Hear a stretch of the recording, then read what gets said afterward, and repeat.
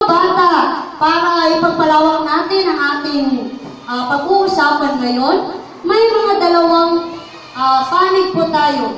Ang unang panig na nasa kaliwa,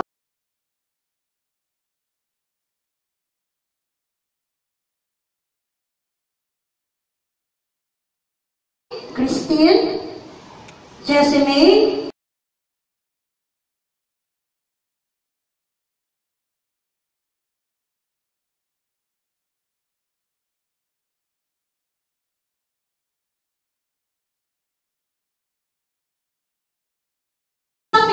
na ang teknolohiya ay may masamang epekto. Sina Jason June, Mel Jane, Marian, Jason, Jana, at Gracie Ann. Palakpakan po natin ito. At ang ating tagapangasiwa sa ating debate ngayon ay walang iba po kundi si Rogeline. Sisimulan po natin lahat.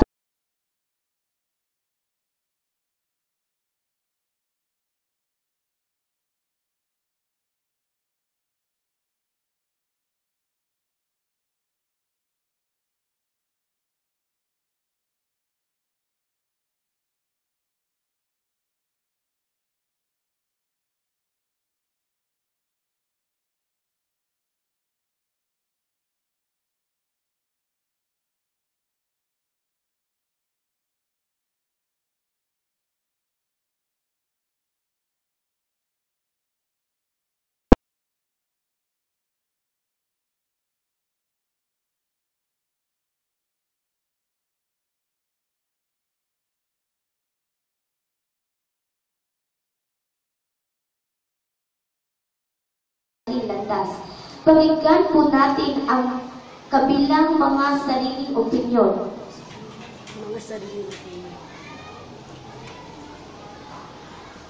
Tungkulin namin mga kabataan ang mag-aral.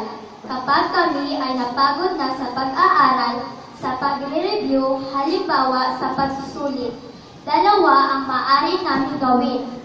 Una ay magpahinga o matulog para makaipong ng enerhiya upang maipagpatuloy ang aming pag-aaral. Sa kabilang banda, maaari kaming maglaro gamit ang PSP, laptop at cellphone o di kaya'y makinig ng musika sa iPad.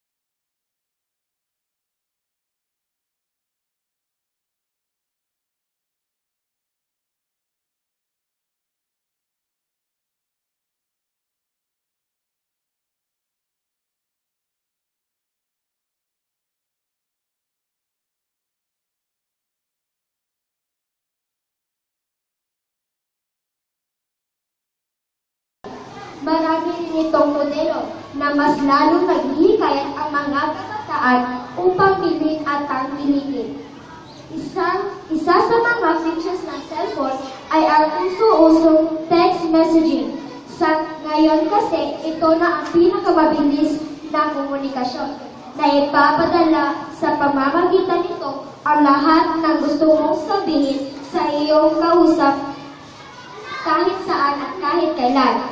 Ang cellphone din ay mayroon ng iyong multimedia na kung saan pati ang litrato ng mga tao ay pwede na rin maipapadala sa kausap nito. Talagang marami na gagawa ngayon kapag mayroon kang cellphone. Lalo na ngayon na kung ano-ano ang mga nauso na features ng mga cellphone. Nandyan na ang TV phone na kung saan live mapapanood ang bawat palabas sa telebisyon. Ang iPhone na kung saan all-in-one cellphone na ang gamit. Mayroong iPad, internet at telepono sa isang modelo lang. At ang video phone na kung saan magagamit mo ito na parang video camera. Ito ang mga positibong dulot ng magkakaroon ng cellphone. Oo, may magagandang magharap ka ng cellphone. Pero tama na ba yan? Ang paggamit ng cellphone ay nagdudulot ng masamang epekto. Dahil sa hirap ng buhay, ngayon, magiging dahilan o minsana ng buhay natin ang cellphone. Marami na kasi ang mandurot na gawin ang lahat makuha lang ang kapitan nito. Madali kasing mabenta. Isa pa sa mga negatibo sa cellphone kasi lagi na pupunta ang halos lahat ng oras nila na sanay sa pag-aaral nila. Ginagamit kasi ang cellphone sa hindi mabubuting paraan, kagaya na lamang ng pagliligaw. Madali kasi na paraan ang naidudulot ng paggamit ng cellphone.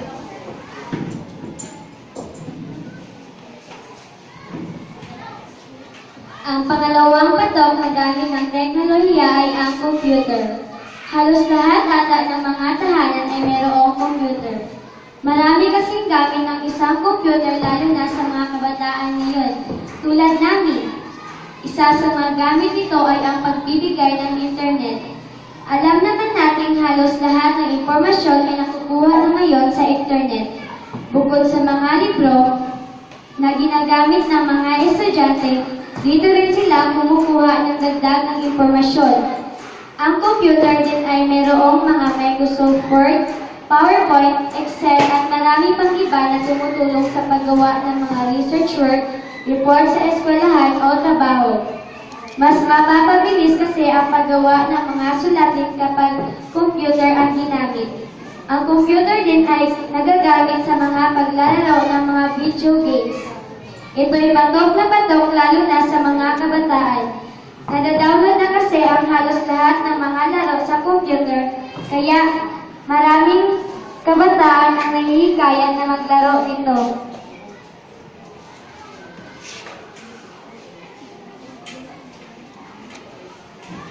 May masamang epekto rin po ang paggamit ng computer. May mga kabataan na masyadong nalulong sa mga gamit nito. Kaya madalas ay puro laro na lamang sila at nakakalimutan na ang pag-aaral. Ang iba din naman ay masyado na rin dumadepende sa pagkuha ng impormasyon sa internet kaysa mga libro na natutulog. Minsan lang plagiaries o pagkopyat ng ibang gawain.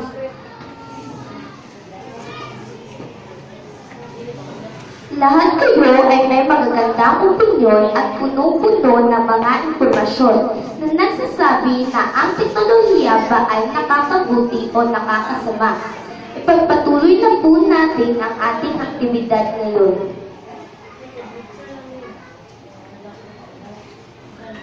Ang PSP o Portable PlayStation ay isa pa sa mga gadget na nauuso ngayon. Marami at gustong makamit ito ay dahil sa maraming features na nakakaakit. Ang ilang features nito ay ang multimedia playback, kung saan ay maaaring makapanood ng mga pelikula. Audio player kung saan ay maaaring makinig ng musika. Kamera kung saan ay maaaring makakuha ng litrato. Wireless networking dahil ang PSP ay nakakonekta sa wireless network sa pamamagitan ng Wi-Fi na kung saan ay nagagawa nitong magkaroon ng network para sa isang multiplayer gameplay. Ito ay nagbibigay ng aliw sa mga gumagamit nito at nakakatanggal ng pagkabagot. Ito ay napakadaling dalhin kung saan-saan. At ang pinakamabuting dulot nito ay ang nagiging responsable at maingat ang may-ari sa kanyang kagamitan dahil ayaw nitong mawala at alam nitong mahal na kagamitan na ito. Natututo na mag-ipon at magtipid para makabili nito. Dahil sa madalas na paglalaro nito, ito ay nagpapatalas ng isip sa pag-iisip ng mga estratehiya na gagamitin upang matapos ang laro. Ang isang halimbawa nito ay RPG games. Ito din ay nakakaiwas sa mga kabataan sa impluwensya ng droga dahil mayroon silang pinagkakaabalahan. Kung mayroong magandang dulot, may mga masamang epekto din ito. Adik sa paraan ng lubos na paggamit ng kagamitan na ito. Maaaring kalabasan nito ay magkaroon ng malaking posibilidad na maging obes ang mga kabataan. Nakasisira ito sa kalusugan lalo na sa mata. Alam natin maraming kabataan ang nag-aasam na naghahangad at nagkakaroon nito. Dahil dito ay nagdulot ito ng sakit sa ulo sa mga kabataan. Sapagkat sa kagustuhan nila makaroon ito ay minsan nagiging dahilan ito ng pagnanakaw. At higit sa lahat ay nasasabi nila ang kanilang pag-aaral. Halimbawa na lamang na mas inuunan nila itong gawin kaysa sa paggawa ng kanilang takdang aralin o kaya naman mag-aaral para sa mga pagsusulit.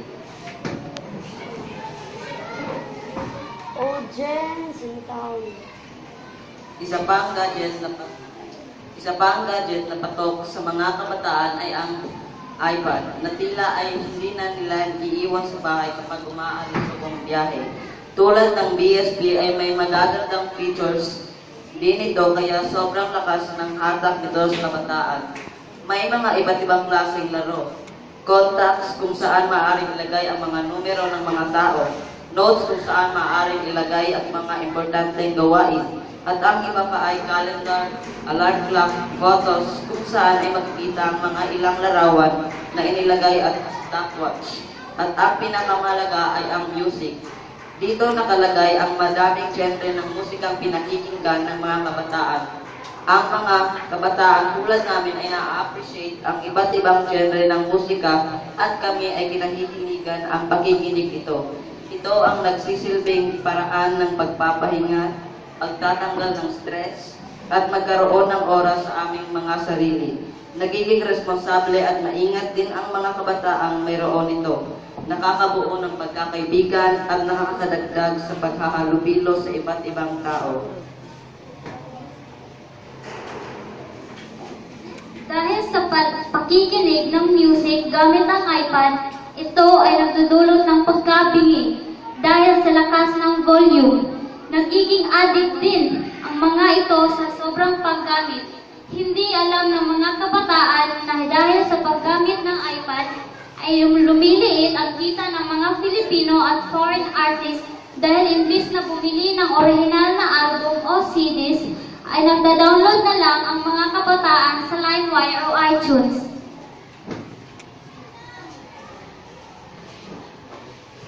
Mabuti ba o masama ang maidudulot ng teknolohiya sa ating pag-aaral? Bilang estudyante, nakakatulong ito dahil mas napapabilis at napapagaan ito ang paggawa ng mga proyekto at mga takdang aralin. Marami rin akong natututunan at idadagdag na kaalaman kapag gumagamit ako ng teknolohiya. Alam naman natin gumagamit rin kayo ng gadget. Malaki ang maiimbag ng teknolohiya at ng mga makabagong gamitan. Dahil nakakatulong ito sa atin upang linangin at mas lalo pang pagyabungin ang mga mura nating isipan. Hindi lamang sa pag-aaral ginagamit ang mga ito. Marami rin itong ginagampanan sa buhay ng tao. Napagagaan nito ang mabibigat na gawain at mas nakakatipid ng oras. Nakakatulong ito sa araw-araw na pamumuhay ng mga tao. Inaabuso naman ito ng mga taong kinagisnan na ang paggamit ng mga makabagong teknolohiya. Magiging palaasa at sakit ang mga tao dahil dito. Hindi na nila ito ginagamitan ng kanilang sarili kakayahan upang magawa ang mga gawaing madali lamang kung iisipin. Dumarating na rin sa punto na nagiging masama ang dulot ng teknolohiya lalo na sa mga estudyante. Mas pinaglalaanan na nila ngayon ang mga makabagong kagamitan at halos ito na ginugugol ang isang buong araw kaya naman mas maraming mga kabataan ngayon ang nagkakaroon ng iba't ibang referensya sa kanilang mga katawan. Wala na rin silang natutulong sa mga gawaing bahay at hindi na rin nila pinagtutuon ng pansin ang mga proyekto nila sa paaralan. Sadyang napakalaking tinig ang paglalaro at paglilimbag sa halip na makatulong sa kanilang mga magulang.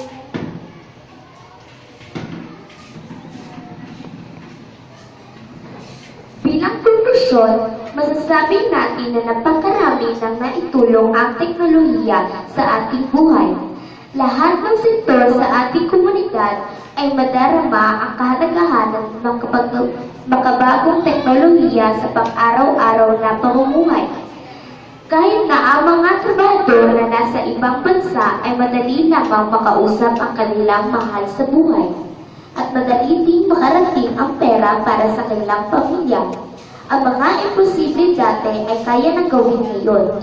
Ang mga sakit na dati ay napakahirap gamutin ay madali lamang mapagaling dahil sa sobrang bilis ng teknolohiya sa medisina. Kailangan lamang ay magkaroon ng disiplina ang bawat isa upang lalo tayong umunlad. Sa ngayon, ay marami pa tayong gustong gawin sa teknolohiya, kagaya ng cloning. Nagawa na natin ito sa hayop, subalit gusto pa natin mag-cloning ng tao mismo. Kung magtatagumpay ang paggawa ng tao sa pamamagitan ng cloning, ano na lang ang mangyayari sa mundo? Ano na ang kinabukasan ng mga kabataan? Kaya ang Vatican ay nagsabi na ito ay malaking kasalanan sapagkat ang mga tao ay para nang gustong lampasan ang Diyos. Kaya ang tao ay kailangan magkaroon ng hangganan. Ang pag-iisip ng mas bagong teknolohiya, isipin natin kung ito ay itutulong ba sa ating kapwa at sa ating mga kapaligiran.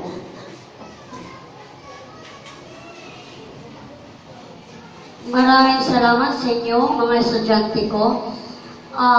Base sa binigay ng mga opinion nila, may natutunan ba kayo?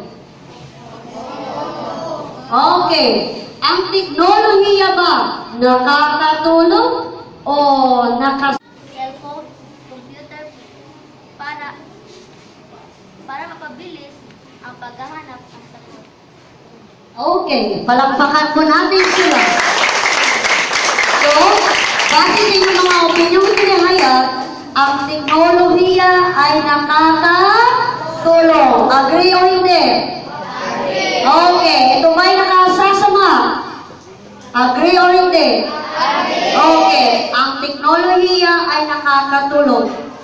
Ang teknolohiya ay nakasasama. Lalo na, pag ang teknolohiya ay ginamit sa hindi mabuti at hindi sa wastong paraan. Tama ba?